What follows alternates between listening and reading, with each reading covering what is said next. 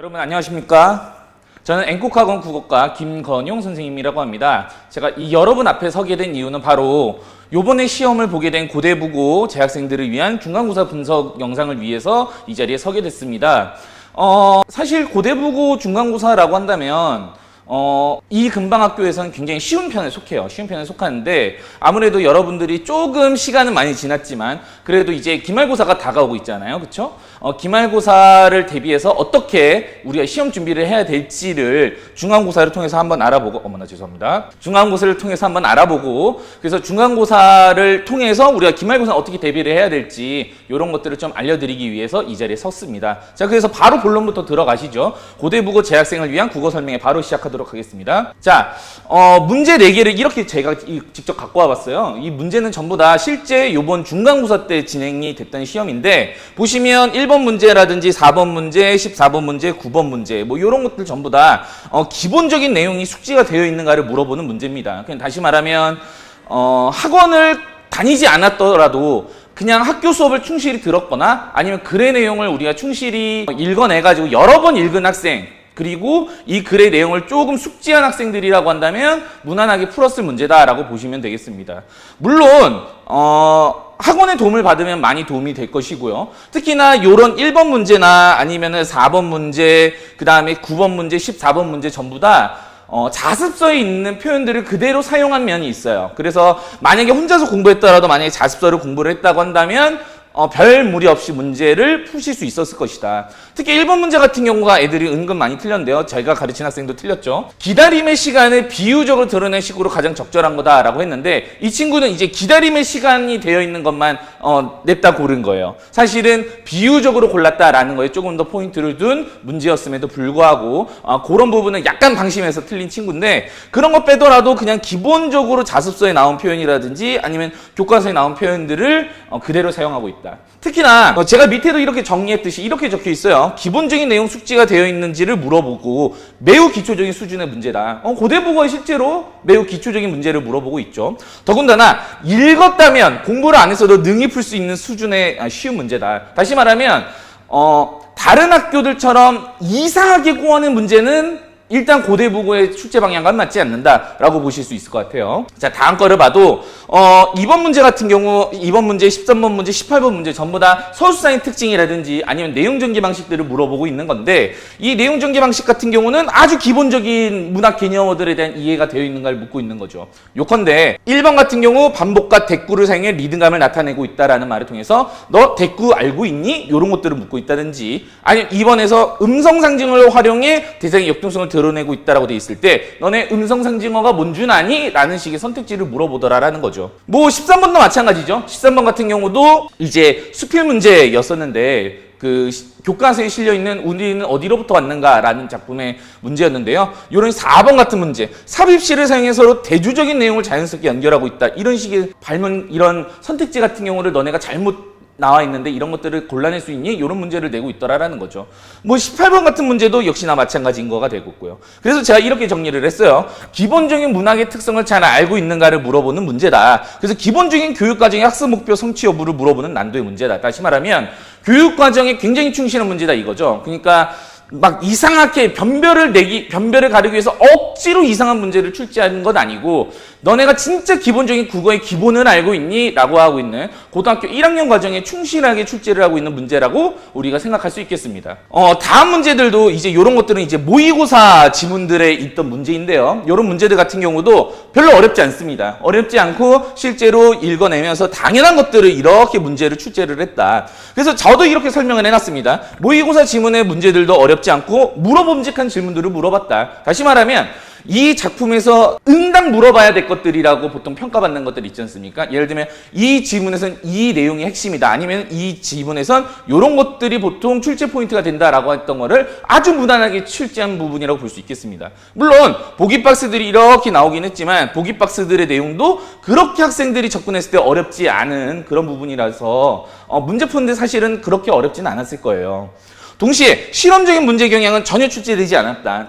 가령 다른 학교 같은 데서는 이제 학교 선생님이 직접 쓰신 글을 낸다던가 아니면은 대학교 문법 같은 경우를 끌어와가지고 학생들의 변별을 가르게 한다던가 아니면 완전 생소한 외부 지문을 갖고 와가지고 출제하는 경우들이 있었는데 그러지는 않더라. 그래서 충분히 납득할 만한 문제라는 거죠. 그러니까 문제를 풀면서 이걸 어떻게 고등학교 1학년 학생들이 풀지라고 하는 것을 이 근방학교에서 제가 많이 느끼는데 고대국어는 그렇지 않다. 그러니까 고대국어는 고등학교 1학년이라고 한다면 나올 수 있는 난이도 수준의 문제가 나왔으니까 열심히 대비한다고 한다면 별로 어렵지 않게 풀어내실 수 있는 난이도라고 보실 수 있을 것 같아요. 그리고 마지막 서술형 같은 문제들도 마찬가지인 건데 뭐 나에서 운율이 느껴지는 까닭, 뭐 희화화한 표현, 그 다음에 폭탄 선언 이런 내용들이 전부 다 등장을 했어요.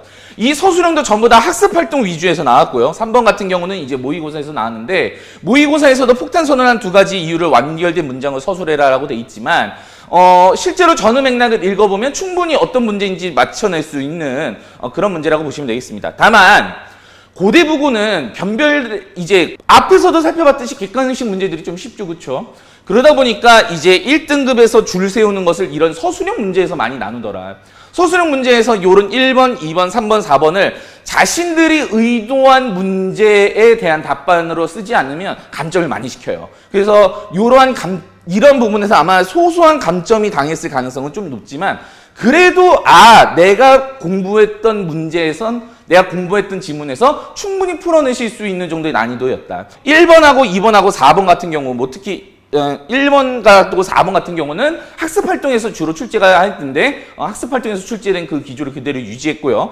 2번 같은 경우는 본범에서 워낙 중요했던 부분이었던 거를 출제하기도 했고요. 3번도 내용을 읽었다고 한다면 충분히 이해할 수 풀 수 있는 문제였다. 그래서 저도 이렇게 정리를 했어요. 서술형도 출제할 만한 곳에서 출제를 했다. 동시에 모의고사에서 출제한 서술형도 단순한 내용 이해를 묻는 문제여서 학생들이 푼낸 별 문제가 없었을 것이다 라는 거죠. 그래서 정리를 하자면 이렇습니다. 객관식은 11문제였고요. 서술형은 4문제 나왔습니다. 난이도는 중이라고 적어놨지만 사실은 하에 가깝고요. 자서 위주로 충실히 내용을 숙지하면서 공부를 했다고 한다면 그렇게 난이도가 높진 않았어요. 그러니까 체감 난이도는 어땠을지 모르겠지만 객관적인 난이도는 이 근방학교에 비하면 매우 쉬웠다. 고대부고 특성상 학생들이 국어보단 타 과목 공부를 많이 하죠. 그래가지고 열심히 공부해서 시간 투자를 한다고 한다면 좋은 등급 받기가 아주 괜찮은 학교입니다. 그렇다고 공부를 한다고 해서 성적이 오르는 게 비례하지 않는 학교들도 굉장히 많습니다. 예를 들면 이 근방의 K고등학교라든지 아니면 S고등학교 같은 경우는 정말 시간을 많이 투자했더라도 선생님들이 그 점수를 나오지 않게 출제하는 경우들도 있어요. 그런데 고대부고 같은 경우는 너네 국어 공부 잘 안 하고 있는 거 알아. 그러니까 너네가 시간 좀만 투자해. 그러면 등급 받기 좋아. 라고 하면서 출제가 되어 있기 때문에 고대부고는 시간을 조금만 투자한다면 좋은 등급 받기가 아주 수월하다는 거 알아주시면 좋을 것 같아요. 그러면 이제 어떻게 대비를 해야 되냐라고 한다면 이렇게 됐어요. 자, 문법 하나도 출제 안 했고요. 이번 기말고사 범위가 문법입니다. 그래서 이 문법 같은 경우는 가뜩이나 학생들이 공부 안 했던 그것을 더 공부를 안 해요. 그죠? 그래서 공부를 더 안 하기 때문에 본격적인 변별은 아마 기말에 줄 거고요. 학생들이 문법을 공부를 안 하고 등한시하기 때문에 이번이 여러분이 역전하기 굉장히 좋은 시기다라는 점을 꼭 인지해 두셨으면 좋겠어요.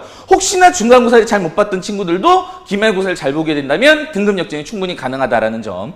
그리고 기본적인 내용, 각 지문별 중요 포인트, 학습활동 숙지가 아주 중요한 포인트가 될 거고요. 문법이 들어가기 시작을 했어요. 실제로 들어갔죠. 그래서 개념에 대한 숙지와 연습이 매우 필요하다라는 것. 그래서 저는 이렇게 생각해요. 4번째가 아마 가장 중요한 부분이 아닐까 이런 생각이 드는데 학과 습이라고 우리가 얘기할 수 있을 것 같아요. 배움과 익혀가는 것이 학습이죠. 그렇죠? 배우는 것보다는 습, 익히는 것이 훨씬 더 중요하다. 다시 말하면 내재화해서 거의 좌르륵 나올 수 있을 정도의 습이 필요한 게 바로 고대부고의 시험 포인트다라고 생각할 수 있습니다. 내용도 물론 심층적인 부분까지 공부가 필요하다고 제가 적어는 놨습니다만 그렇다고 엄청 딥하게 들어갈 필요까지는 없어요. 엄청 딥하게 들어갈 것까지는 없지만 학교 선생님들이 언급하지 않았을 만한 개념어라든지 아니면 문법 문제에 대해서 개념을 그냥 단순하게만 알지 마라. 그러니까 어떤 문법이 있다고 한다면 이 문법이 이렇게 연계돼서 합쳐질 수도 있으니까 그런 식으로 연계될 수 있는 부분을 끊임없이 좀 고민하게 만드는 게 바로 요 부분이라고 생각하시면 되겠습니다. 그래서 저희 고대부고에서는 어떻게 진행이 되냐면 이 시험 기간 때는 이런 것들을 통해서 개념 연습을 하고 있고요. 시험 기간이 된다고 한다면 앞서 말씀드렸듯이 자소가 중요하다 그랬어요. 그래서 자소를 통해서 이렇게 시험 대비가 진행이 될 거라는 거. 아마 이 영상이 올라가고 다음 주부터는 바로 내신 대비가 들어갈 것 같아요. 왜냐면 문법 범위가 워낙 많기도 하고요. 앞서 말씀드렸듯이 기말고사에서 내신 변별이 많이 생길 거니까요. 그래서 기말고사의 문법 시험 대비를 통해서 이제 좀 더 높은 중간고사에서 잘 못 봤을 만한 내신 대비를 조금 더 잘 대비할 수 있도록 높은 등급을 받을 수 있도록 대비하는 것이 이제 요번 주가 되겠죠. 지금 제가 촬영하고 있는 게 화요일이니까 토요일 요 시험 때 6시부터 9시 반 때부터는 아마 내신 대비가 본격적으로 들어가서 문법 공부를 시작하고 있을 겁니다. 그냥 여러분들 늦지 않게 혹시나 궁금하신 게 있다고 한다면 학원을 언제든지 연락 주시고요. 네, 이상으로 고대부 중간고사 분석 및 기말고사 대비 방향에 대해서 설명을 드렸고요. 혹시 말씀드렸듯이 혹시나 궁금하신 게 있다고 한다면 앵콕학원으로 언제든지 편하게 문의 주시기 바라겠습니다. 그럼 이상으로 고대부고 중간고사 대비 영상을 마치도록 하겠습니다. 시청해 주셔서 감사합니다. 감사합니다.